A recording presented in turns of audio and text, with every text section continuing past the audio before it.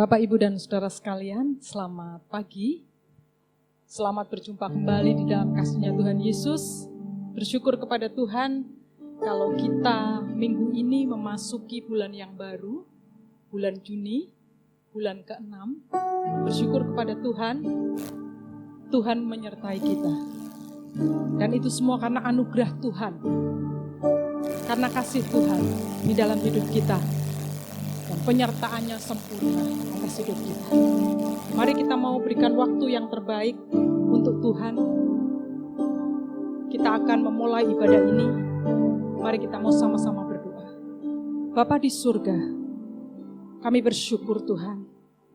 Kami melihat karya-Mu yang besar dalam hidup kami.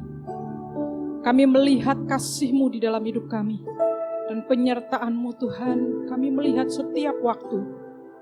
Ketika kami melangkah, menjalani hidup ini Tuhan, kami rasakan Kau menyertai kami. Terima kasih Tuhan, terima kasih. Dan saat ini kami datang kepadamu Tuhan, membawa diri kami. Kami akan menaikkan ucapan syukur kami melalui pujian kami, melalui penyembahan kami. Dan kami rindu Tuhan, hari ini, rindu mendengar suara-Mu. Untuk itu Tuhan, urapilah kami. Setiap kami ada di dalam urapan Tuhan. Baik kami pelayan-pelayan-Mu, jemaat-Mu, semuanya ada di dalam tangan Tuhan. Terima kasih Tuhan, beracaralah dari awal sampai akhir ibadah ini. Kami berserah sepenuh di dalam tangan Tuhan. Terpujilah nama-Mu. Di dalam nama Tuhan Yesus kami sudah berdoa dan mengucap syukur. Haleluya. Amin. Mari kita mau sembah Tuhan. Kita mau tinggikan Tuhan. Dia baik. Dia sangat baik di dalam hidup kita.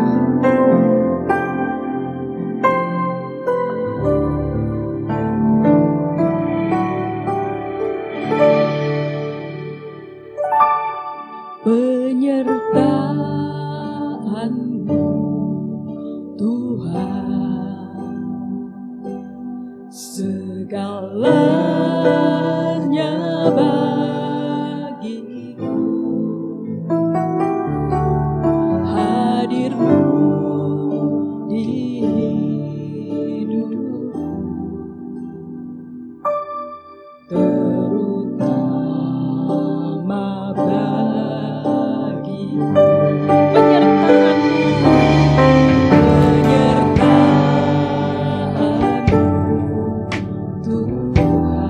Segalanya, segalanya bagiku.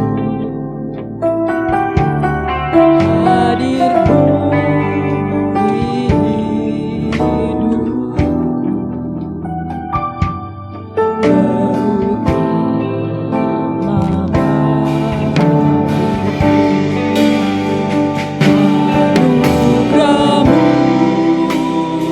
Anugerah-Mu Tuhan, anugerah-Mu,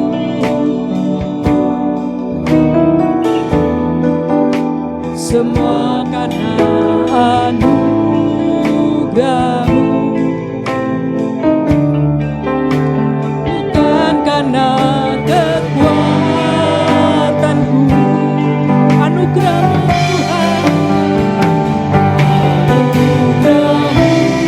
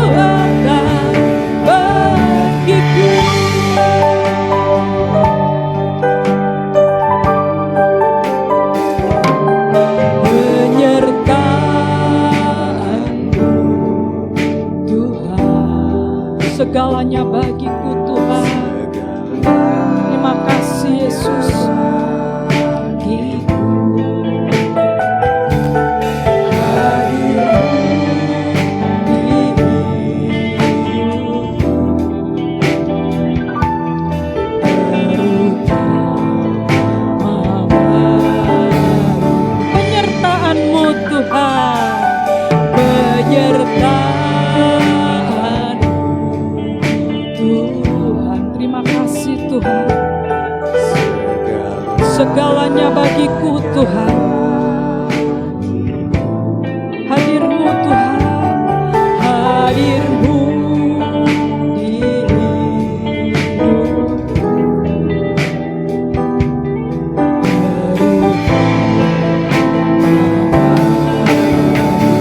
Anugerah-Mu, anugerah-Mu. Terima kasih Tuhan.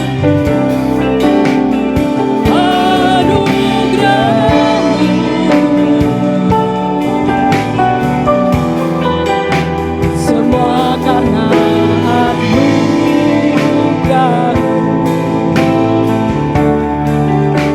bukan karena kekuatan.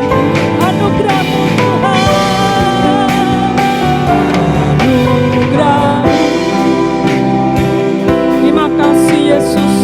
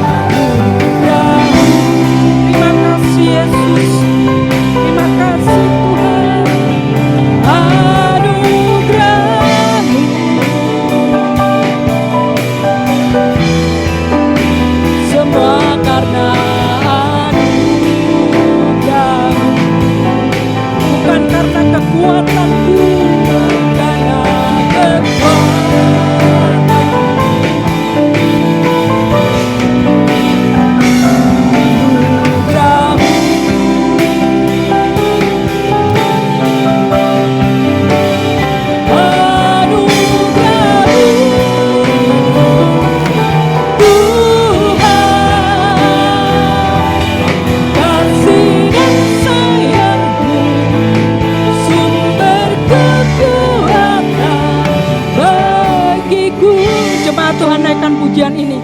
Katakan anugerah-Mu Tuhan.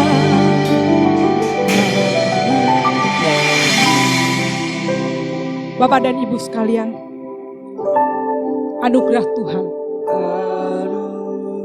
Kita hidup, kita ada saat ini karena anugerah Tuhan, bukan karena kekuatan kita.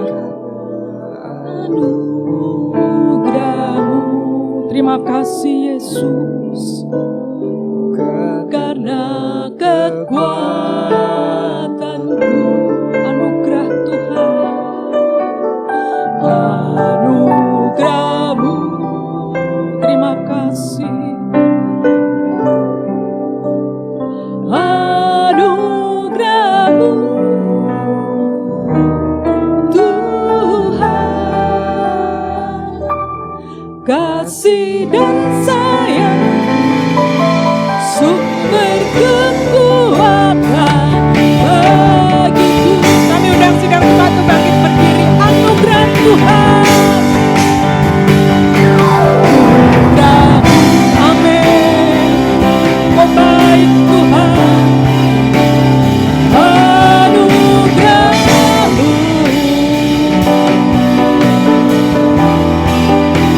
semua karena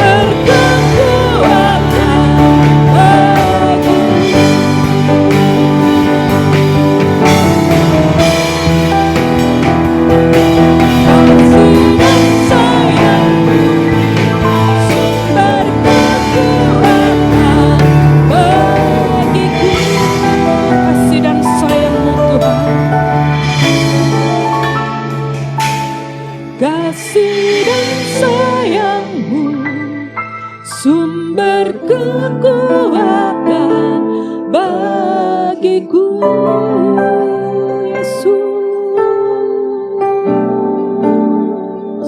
ku bersyukur Tuhan, aku bersyukur Engkau baik. Terima kasih Tuhan, terima kasih Yesus, Engkau baik Tuhan. Terima kasih.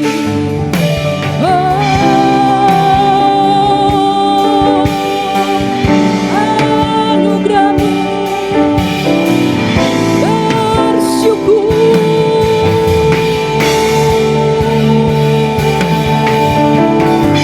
Kami naikkan pujian, kami naikkan sembah.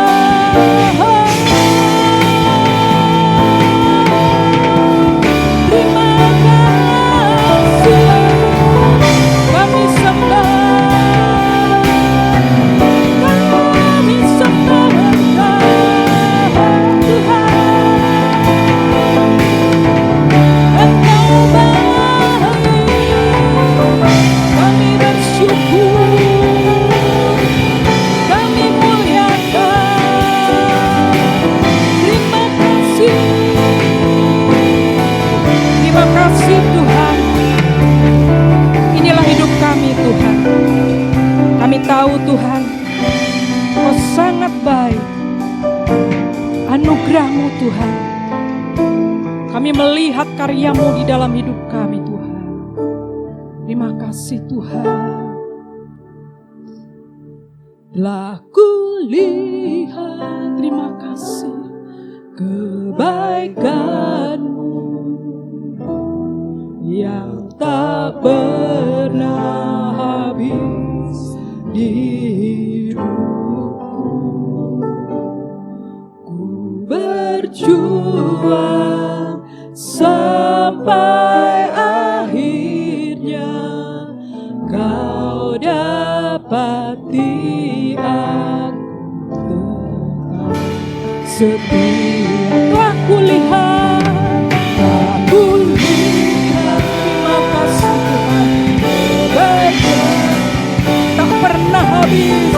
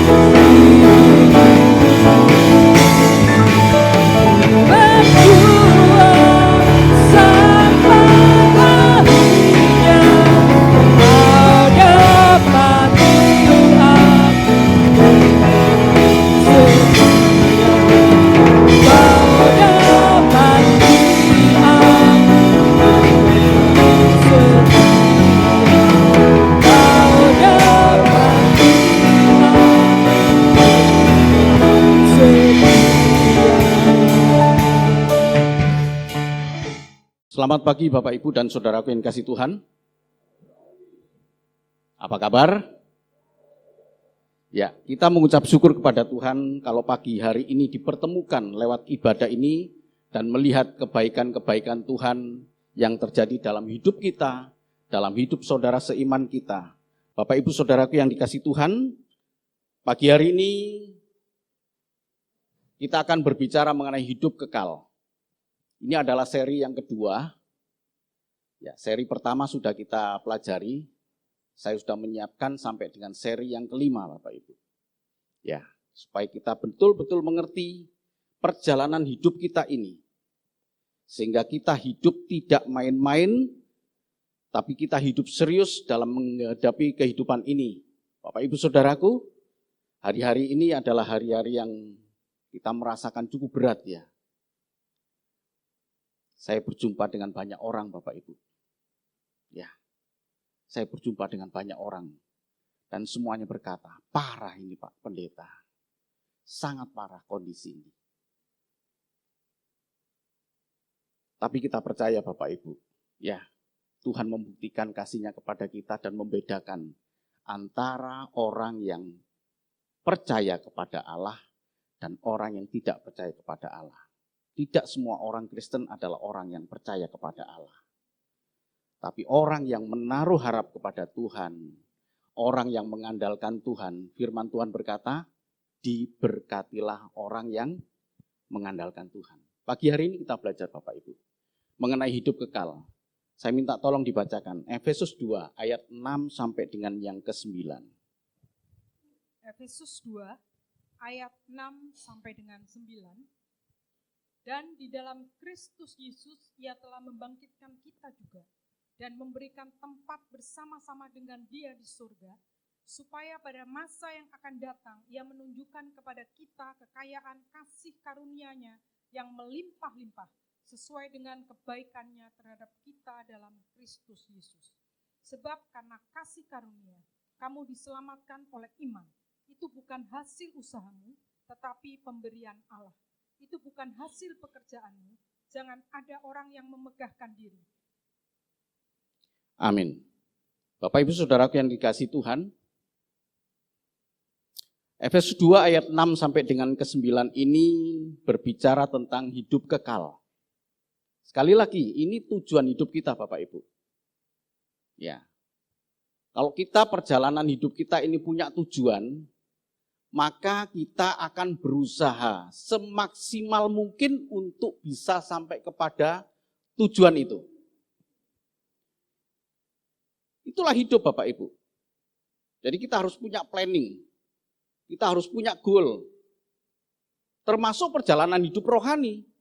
Karena perjalanan hidup rohani kita ini akan sangat menentukan jiwa kita Bapak Ibu. Apakah jiwa kita akan mengalami siksaan yang kekal atau jiwa kita mengalami hidup kekal.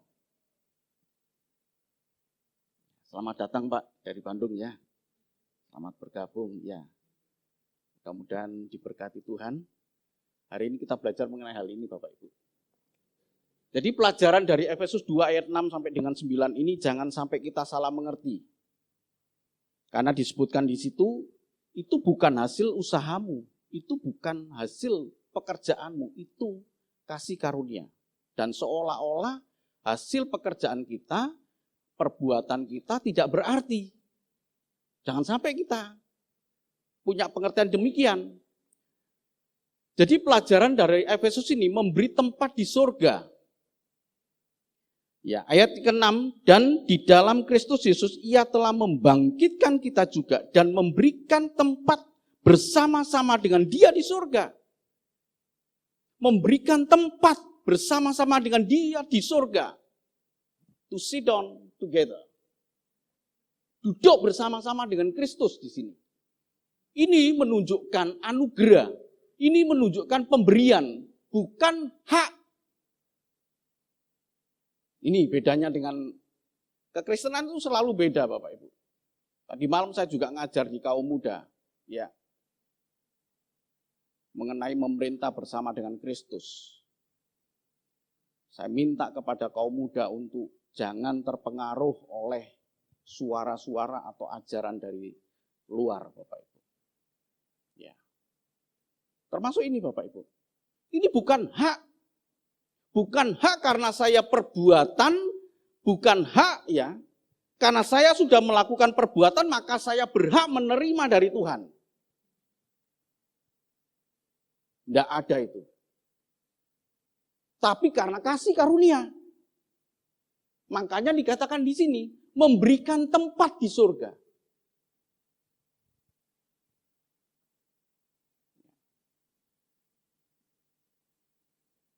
Tapi perlu diperhatikan baik-baik Bapak Ibu. Allah yang Maha Kuasa, Tuhan Yesus Kristus, bukan sekedar memberikan tempat di surga saja. Tapi juga bisa menolak. Memberikan tempat di surga itu.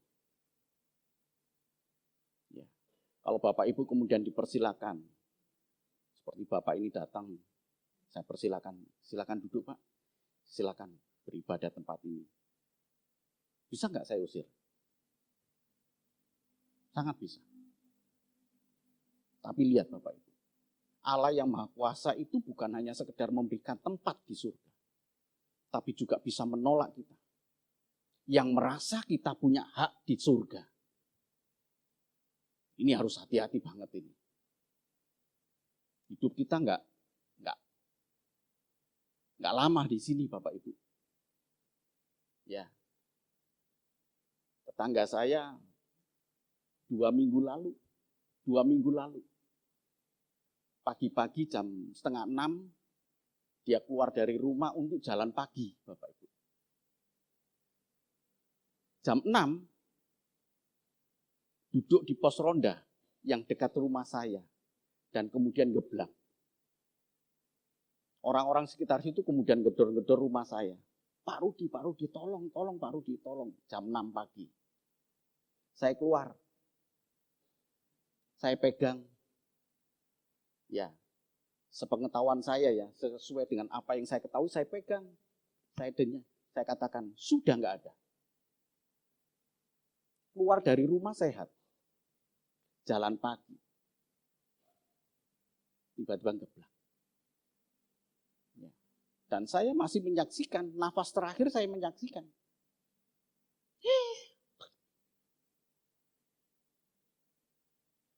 Sudah nggak ada. Tapi kemudian saya bawa dengan mobil saya, oke kita bawa ke rumah sakit terdekat. Tapi saya yakin sudah nggak ada. Hanya untuk kepastian Bapak Ibu. Saya bawa ke PMI terdekat, ya di Selarang kan ada PMI, saya bawa. Saya diperiksa. Sudah meninggal, Pak.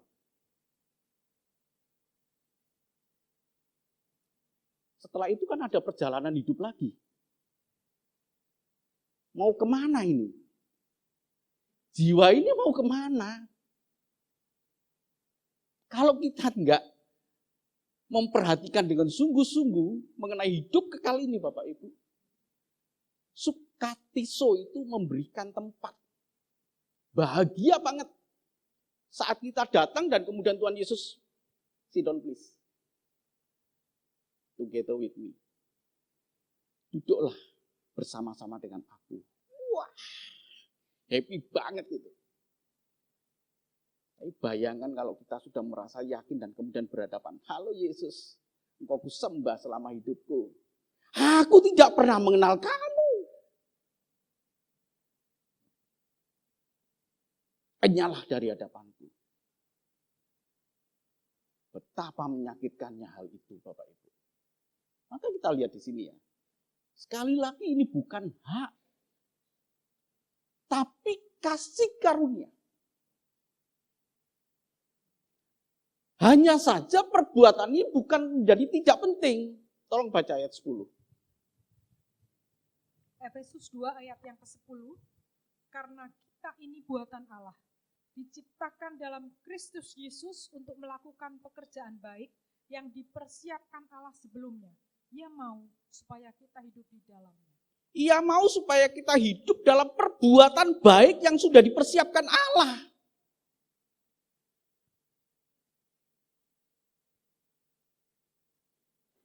Tapi kan kasih karunia Bapak Ibu.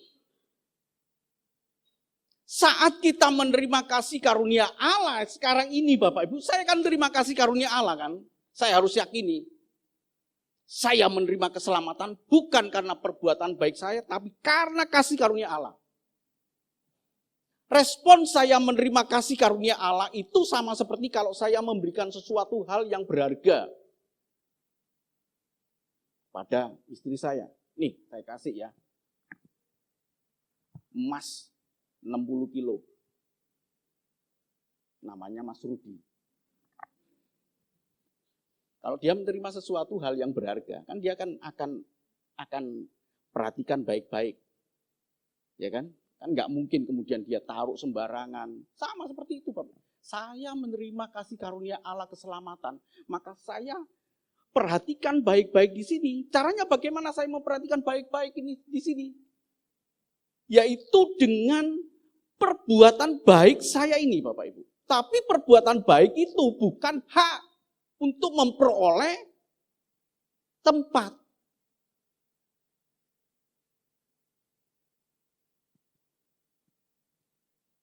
Ayat 5 berkata telah menghidupkan kita bersama-sama dengan Kristus. Sekalipun kita telah mati oleh kesalahan-kesalahan kita. Kembali, ayat ini menegaskan kepada kita di dalam ayat yang kelima itu telah menghidupkan kita bersama-sama dengan Kristus. Sekalipun kita telah mati oleh kesalahan-kesalahan kita, oleh kasih karunia kamu diselamatkan. Jadi sebenarnya Bapak Ibu, tidak mungkin kita ini, tidak mungkin Bapak Ibu ya, ini loh. Tidak mungkin, karena kesalahan-kesalahan ini, kita ini tidak mungkin hidup bersama-sama dengan Kristus. Tidak mungkin Bapak Ibu. Sama seperti timbangan loh Bapak Ibu. Sama seperti timbangan. Ini timbangan ini berbicara mengenai kasih karunia. Ya. Berbicara mengenai hidup kekal. Ini sama seperti timbangan. Yang kemudian di bagian sini itu adalah perbuatan baik.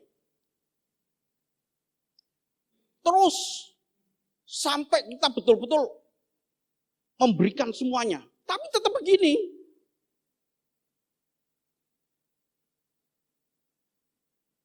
Karena nggak ada nilainya ini. Sebesar apapun perbuatan baik Bapak Ibu tidak akan bisa mengangkat hidup kekal. Tidak mungkin. Kalau hanya mungkin karena ada kasih rahmat Allah.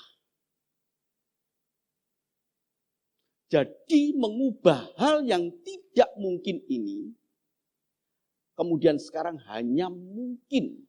Lukas 18 ayat 26 sampai dengan 27. Lukas 18 ayat 26 sampai dengan 27. Dan mereka yang mendengar itu berkata, jika demikian, siapakah yang dapat diselamatkan? Kata Yesus, apa yang tidak mungkin bagi manusia, mungkin bagi Allah.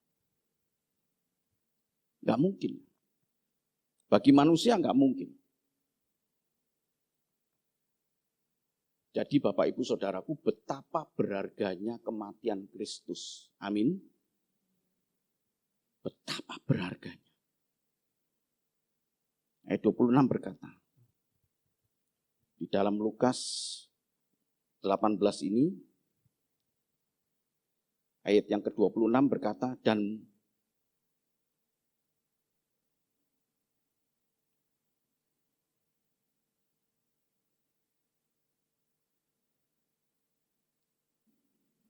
ayat 26, dan mereka mendengar itu, jika demikian siapakah yang dapat diselamatkan? Kata Yesus, apa yang tidak mungkin bagi manusia, mungkin bagi Allah.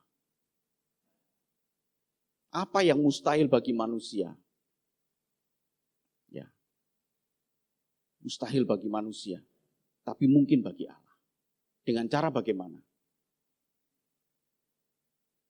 Satu-satunya dia harus mengutus seseorang, ya manusia ya, seseorang, manusia yang sama dengan kita, tapi tidak berbuat dosa.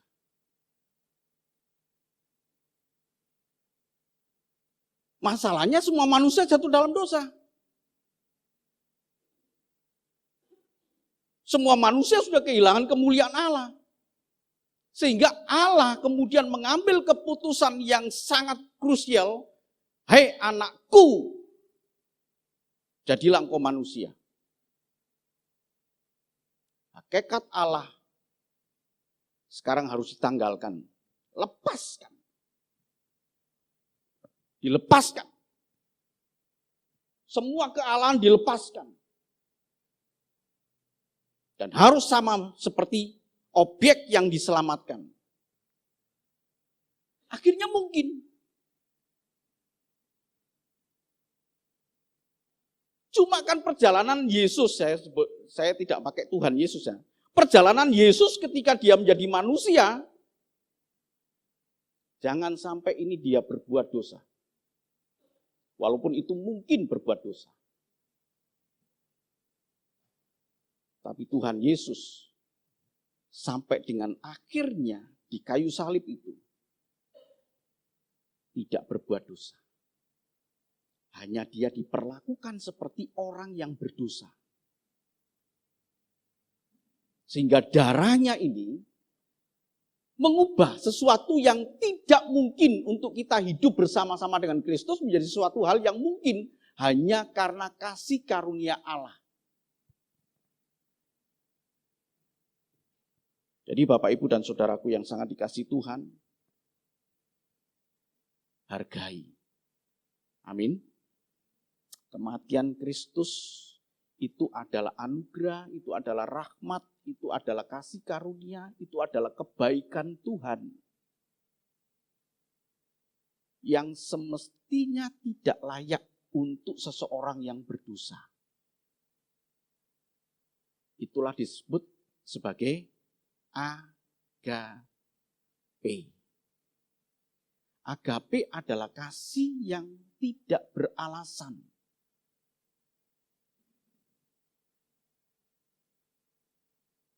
Waktu saya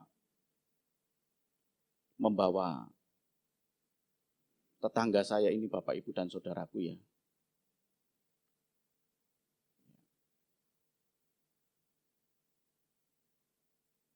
Ibunya kan belum tahu istrinya.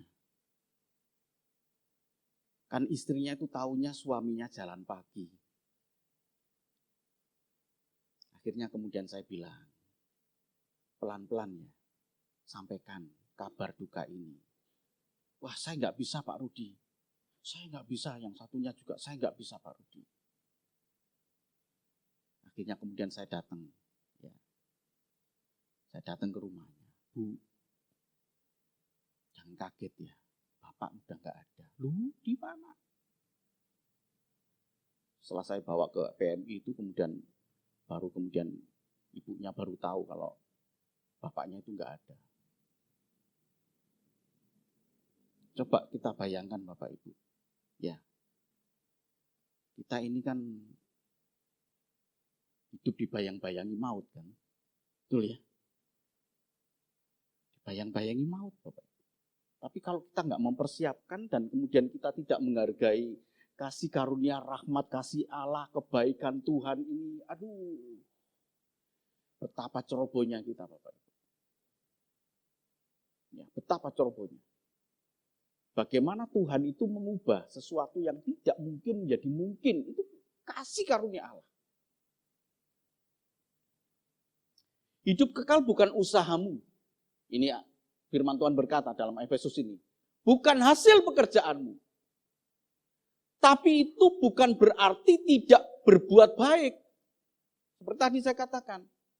Perbuatan baik itu respon dari kita menerima suatu hal yang berharga itu loh Bapak Ibu.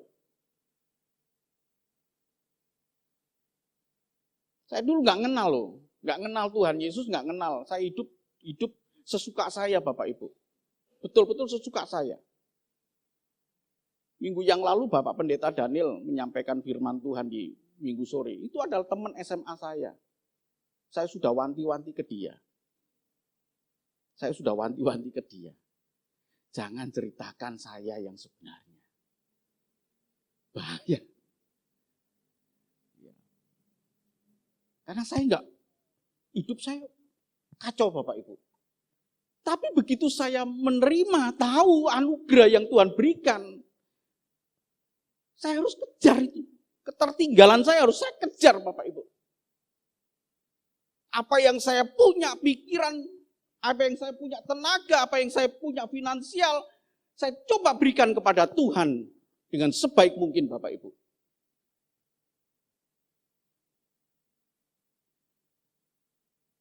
Bukan berarti tidak ada manfaatnya perbuatan baik. Justru ini Tuhan melihat sebagai bukti respon kita menerima kasih karunia Allah. Jadi Bapak Ibu dan Saudaraku, ini saya ingin membahas mengenai hidup kekal ini dari sisi, coba Matius 5 ayat 22, supaya kita mengetahui ini. Matius 5 ayat 22, tolong dibaca.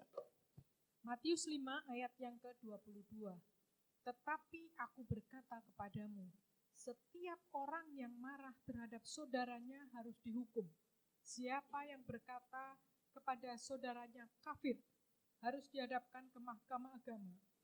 Dan siapa yang berkata jahil harus diserahkan ke dalam neraka yang menyala-nyala. Ya, di bagian terakhir itu dikatakan harus diserahkan ke neraka yang menyala-nyala.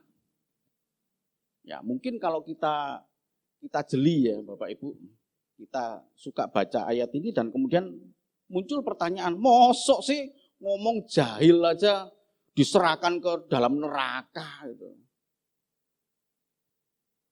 Tetapi aku berkata kepadamu, setiap orang yang marah terhadap saudaranya harus dihukum.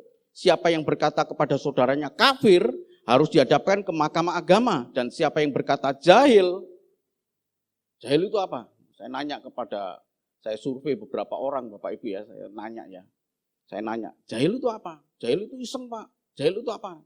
Semua berkata jahil itu iseng gitu. Ya jahil lah Pak, gitu. Godain temennya, jahil itu. Masa hanya begitu kemudian masuk ke dalam api neraka yang menyala-nyala? Karena kita nggak ngerti Bapak Ibu. Tapi pengertiannya demikian. Jadi Matius 5 ayat 22 ini, sekali lagi Bapak Ibu kita berbicara mengenai hidup kekal ini ya. Ini kita perhatikan baik-baik supaya kita nggak ceroboh dalam perjalanan hidup kita menuju satu tujuan hidup kekal ini. Jadi Matius 5 ayat 22 ini dosa kesombongan rohani berkata kafir. Menganggap orang lain itu tidak sehebat rohani dia. Kemudian ada dosa marah. Tidak untuk tujuan yang baik. Kalau kamu marah, ya, firman Tuhan tadi berkatakan, kalau kamu marah, ya, tetapi aku berkata kepadamu, setiap orang yang marah terhadap saudaranya, marah, tapi bukan untuk tujuan baik. Saya juga bisa marah kepada istri saya. Tapi saya punya tujuan baik, menegur dia.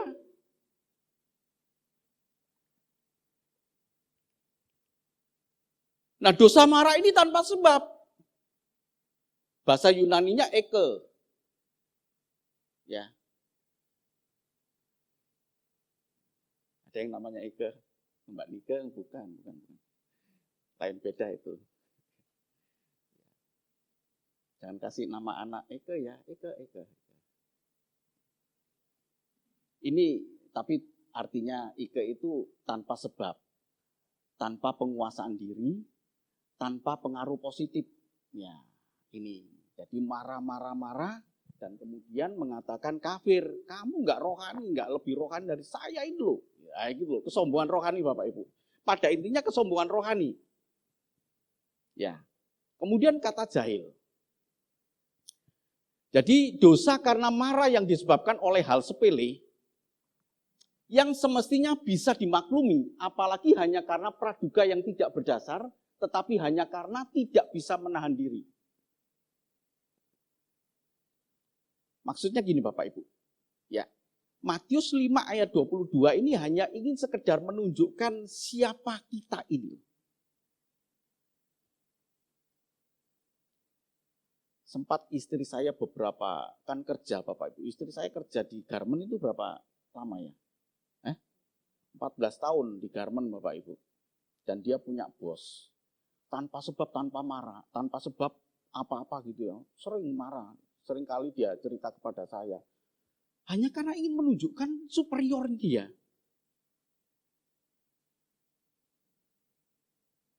Ya.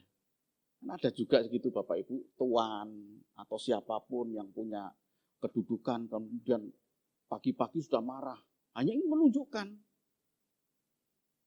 Ini yang terjadi. Dalam Matius 5 ayat 22 itu ini yang terjadi Bapak Ibu. Marah yang tanpa sebab. Sampai kemudian menunjukkan merendahkan orang lain. Matthew Henry Commentary mengatakan dosa marah tersebut hanya bertujuan pamer kekuasaan, memuaskan kedagingan, pamer balas dendam hal yang lalu. Kemudian disertai dengan kata kafir atau jahat. Saya sengaja menyampaikan ini karena ini hal yang kadang-kadang kita lupakan Bapak Ibu. Ya, di sini kan ada mahasiswa Soteria kan, Ismar ya. Saya sering mendengar ya. Ada satu dosen yang kadang-kadang marah tanpa sebab. Pak Pendeta, mereka kadang-kadang ngobrol dengan saya. Gitu ya. Pak Rudi gimana ya ini ya? Ini dosen ini kok pagi-pagi kemudian marah-marah aja. Oh ya, karena marah yang tanpa sebab. Semestinya tidak pada anak itu, tapi dia punya balas dendam pada masa yang lalu. Ya, misalkan saya dilukai oleh istri saya atau saya melukai istri saya, kemudian berjalan baik, ya, oke, berjalan baik, sudah baik saya nih, atau istri saya sudah baik. Tapi karena hal yang sepele, saya ungkit-ungkit masa lalu dia, atau dia mengungkit masa lalu saya. Dulu kan kamu pernah begini. Itu kata istri saya. Kalau kata saya, dulu kan kamu pernah gitu-gitu. Beda kan ya? Perempuan sama laki-laki beda ya? Kalau istri saya, dulu kan kamu begitu, ngomongnya begitu. Tapi kalau saya, dulu kan kamu gitu ngomongnya. Mungkin masa lalu. Yang kemudian disertai dengan kata kafir dan jahil. Nah ini Bapak Ibu. Jadi kata kafir dan jahil ini mengabaikan makna hidup kekal, sehingga tadi di bagian akhir orang ini pantas dimasukkan ke dalam neraka api yang menyala-nyala. Jadi bentuk kemarahannya, egenya tanpa sebabnya ini membunuh. Ya, kata kafir itu kemudian membunuh. Dalam bahasa Yunaninya itu kata kafir itu raka. Kamu goblok, kamu tolol, kamu kosong, otaknya kosong gitu ya. Penghinaan kepada seseorang sebagai orang yang tidak berguna. Paham ya Bapak Ibu ya? Ya, kita berbicara hidup kekal. Karena di dalam Matius 5 ini ujungnya adalah kematian kekal. Jangan menghina orang lain ya tanpa sebab. Ya. Dan tidak punya tujuan yang baik. Ya, tidak punya tujuan yang baik. Dosa marah yang tidak punya tujuan yang baik.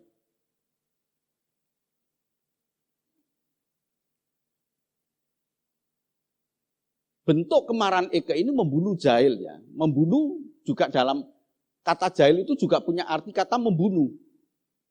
Tetapi pakai kata moros jahil ini. Berbeda dengan raka. Ya, goblok, tolol, kosong, penghinaan kepada seseorang. Sementara moros ini kotor, tak pantas dikasihani. Manusia terkutuk. Manusia yang tanpa anugerah Tuhan. Manusia celaka yang pantas masuk neraka kamu. Tapi Tuhan berkata, kamulah yang masuk neraka. Nah, Bapak Ibu Saudaraku, ini ya, Kristen dulu kan begitu ya. Ya ikhwan ya. Kristen dulu kan begitu kan. Kita mandang orang lain kan begitu. Yang berhak masuk surga itu aku loh Kristen. Kamu sehebat apapun gak masuk surga.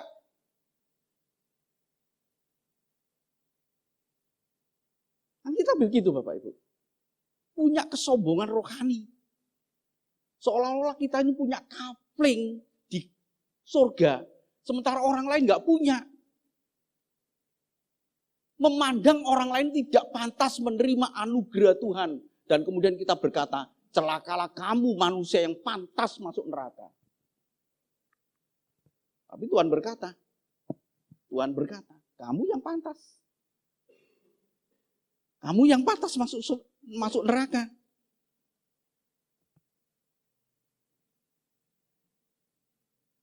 Siapa yang berkata jahil? Ayat yang ke-22 berkata, harus diserahkan ke dalam neraka yang menyala-nyala. Dan ini dikatakan oleh Tuhan Yesus, Bapak Ibu. Artinya, betul-betul dia tahu syarat masuk surga, syarat masuk neraka itu bagaimana. Jadi Bapak Ibu dan Saudara yang kasih Tuhan, perbedaan kafir dan jahil, kafir itu kesombongan, jahil itu dendam, marah, mengutuk, berharap orang lain celaka.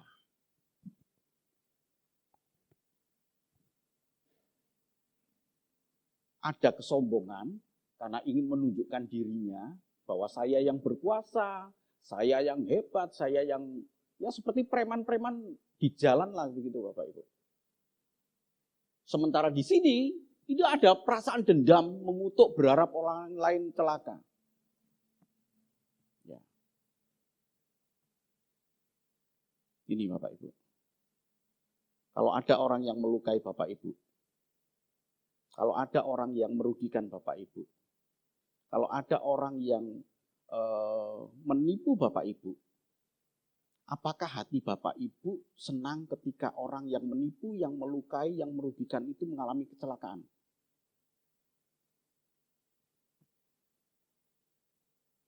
Kalau Bapak Ibu senang, rasa no syukur. Sebenarnya dalam hati kita itu mengutuk orang itu pantas menerima celaka. Saat itulah Bapak Ibu, kita menutup berkat bagi kita. Saya sudah berkali-kali Bapak Ibu, sudah berkali-kali. Tapi saya tidak pernah berharap orang yang merugikan saya, orang yang menipu saya, orang yang menghina saya, orang yang memandang sebelah mata saya dengan mata sebelah itu. Saya tidak pernah berharap, mudah-mudahan kamu celaka. Begitu orang itu celaka, wah, happy. Lega saya. Saya pada posisi jahil. Jadi jahil itu bukan iseng. Jahil itu masuk dalam kesombongan, masuk dalam dendam marah. Yang mengubah jalan hidup kita, yang semestinya menuju hidup kekal, kepada kematian kekal. Jadi Bapak, Ibu, dan Saudaraku, pantas kalau Tuhan Yesus berkata, ada orang yang merasa melakukan hal-hal yang bersifat rohani. Bukankah aku mengusir setan demi namamu? Bukankah aku melakukan banyak mukjizat demi namamu? Bukankah aku telah bernubuat itu berkata-kata khotbah seperti saya ini. Bukankah aku bernubuat demi namamu? Tapi Tuhan katakan, aku tidak pernah mengenal kamu. Karena ada hal yang tidak kita tahu tentang hal ini. Yang kita anggap sepele tadinya. Ternyata ini menentukan hidup kekal kita Bapak Ibu. Jadi Bapak Ibu dan Saudaraku yang kasih Tuhan, hidup kekal adalah rencana Allah. Yaitu kembalinya bersatunya Allah dan manusia untuk selama-lamanya. Karena pendamaian oleh darah salib Kristus. Kolose 1 ayat yang ke-20. Tolong dibaca. Kolose 1 ayat yang ke-20. Dan oleh dialah ia memperdamaikan segala sesuatu dengan dirinya, baik yang ada di bumi maupun yang ada di sorga, sesudah ia mengadakan pendamaian oleh darah salib Kristus. Katakan amin Bapak Ibu. Amin. Hanya oleh karena salib Kristus kita diperdamaikan. Amin Bapak Ibu. Diperdamaikan.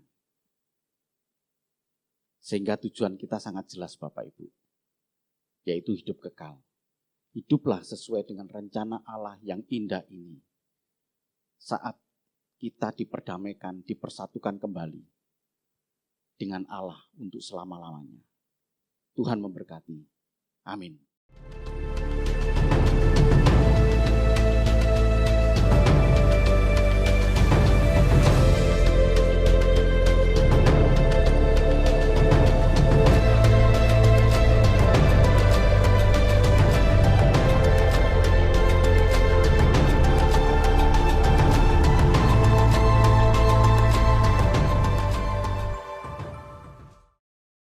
Mari Bapak Ibu Saudaraku, kita angkat tangan kita dan kita naikkan pujian. Kami memuji kebesaran-Mu Tuhan.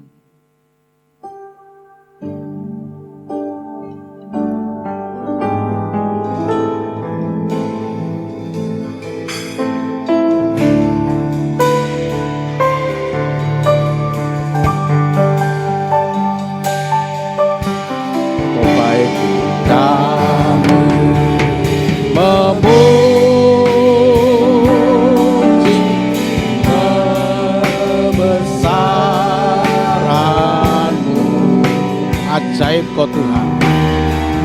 Ajaib kau Tuhan. Tuhan. Ajaib Tuhan. Kami memuji kebesaran-Mu Tuhan. Kami memuji kebesaran.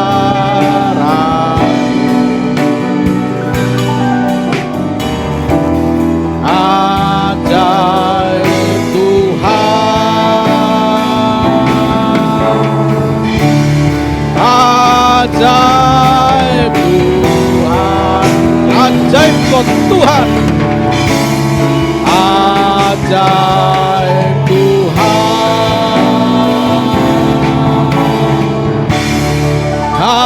Ajaib Tuhan. Kita tundukkan kepala kita Bapak Ibu dan Saudaraku. Kita akan satu di dalam doa. Karena itu berdoalah demikian. Bapa kami yang di surga, dikuduskanlah nama-Mu, datanglah kerajaan-Mu, jadilah kehendak-Mu di bumi seperti di surga.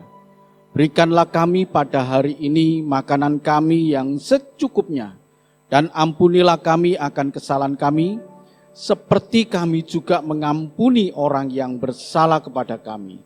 Dan janganlah membawa kami ke dalam pencobaan, tetapi lepaskanlah kami daripada yang jahat.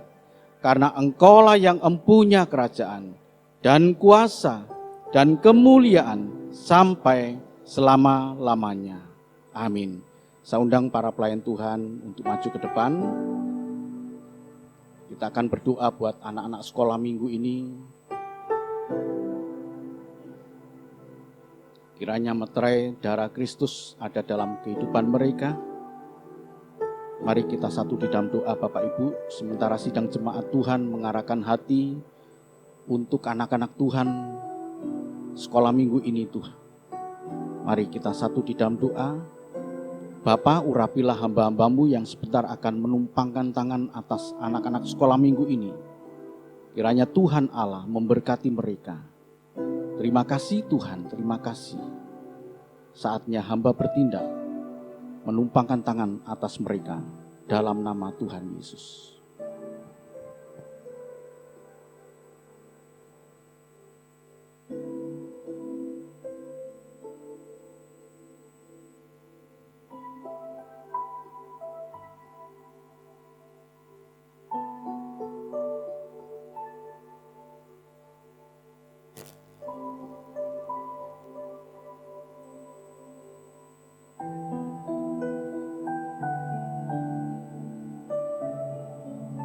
Kita naikkan satu pujian, terima kasih Tuhan.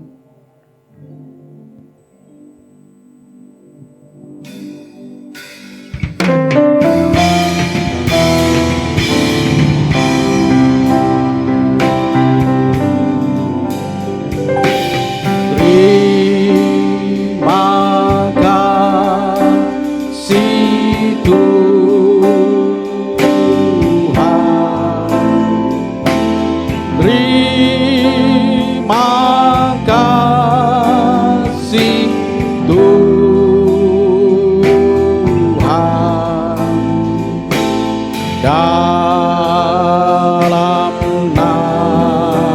nama Yesus.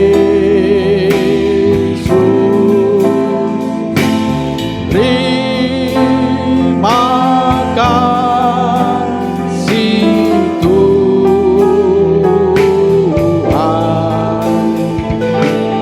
Haleluya. Mengucap syukur kepada Engkau ya Bapa, Engkau telah menyertai ibadah ini dari awal sampai pada akhirnya. Sebentar kami akan pulang dengan penuh sukacita. Kami pulang diberkati Tuhan, dan kami pulang siap menghadapi tantangan kehidupan ini. Tentu dengan penyertaan Tuhan, kekuatan yang datang dari Tuhan sehingga kami menang dalam segala perkara. Bapak, Ibu, dan Saudaraku yang sangat dikasihi Tuhan, terimalah berkat dan anugerah dari Allah Bapa di surga.